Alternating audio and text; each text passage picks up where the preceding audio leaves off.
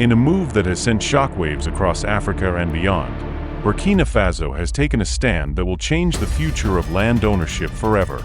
Under the leadership of Captain Ibrahim Traore, the country has made it legally impossible for any foreign entity to own land.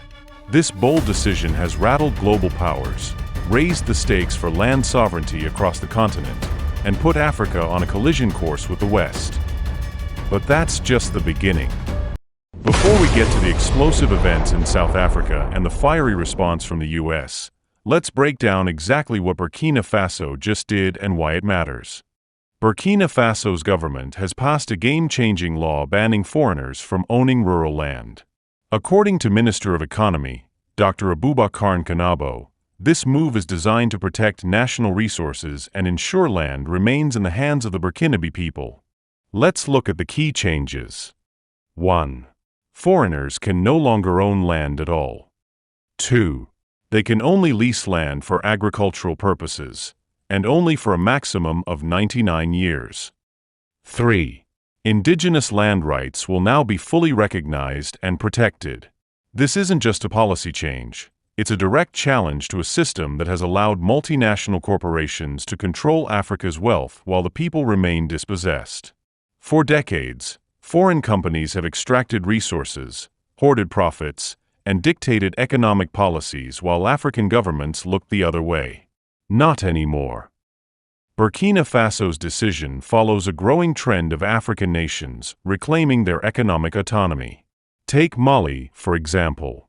When Assimi Goïta's government arrested Terence Holohan, the CEO of the Australian gold mining company Resolute, it exposed how foreign corporations were keeping 80% of the profits while Mali got a mere 20%. The same has been happening across the continent. Burkina Faso is shutting that door. No longer will foreign corporations dictate the rules. The land belongs to the people, and that's final. But the domino effect doesn't stop there. Now South Africa is under the global spotlight, with the United States and Western elites pushing back hard. Just 3 days ago, South African President Cyril Ramaphosa made a powerful declaration. We will not be bullied. We will stand together as a united nation, and we will speak with one voice in defense of our national interests.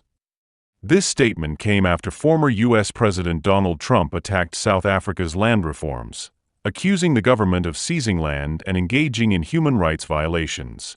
His claims echoed the rhetoric of South African-born billionaire Elon Musk, who has repeatedly criticized the South African government as being anti-white. Musk didn't stop there. He took to X, formerly Twitter, making a shocking and highly controversial demand. Musk called for immediate sanctions against EFF leader Julius Malema, labeling him an international criminal. Before we proceed, here is a reminder to like and subscribe for more fascinating stories from around the globe. Malema fired back with a brutal response, calling Musk a privileged product of apartheid and dismissing his sanctions threat as baseless. I know black people look the same to you, typical racist. Look closer, and you will realize those are two different people. America is exposing us to its stupidity. The EFF doubled down, releasing a scathing statement condemning Musk as a billionaire maniac who is trying to protect capitalist interests and dictate African affairs. The fight is on. And it's much bigger than just one country. Burkina Faso and South Africa represent a defining moment for Africa.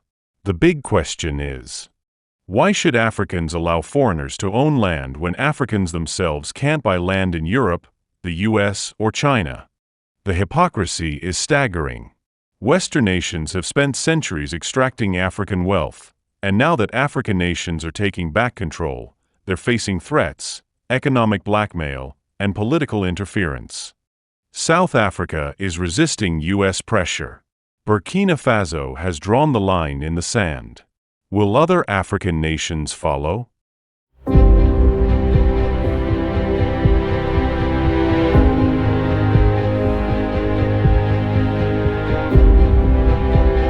The tides are shifting.